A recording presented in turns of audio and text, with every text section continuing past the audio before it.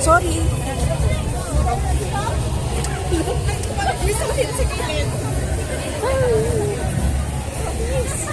Hindi ako mahuli. Ito ba na? Ang ganda pala ito.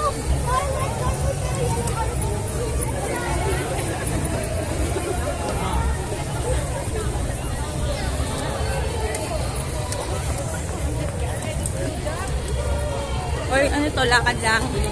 Ako na eh. Ako nga eh. Saan tayo mag-click up? Ay, takbo tayo. Ba, yung anak ko mawawala na naman, no? Wala na naman si Vika.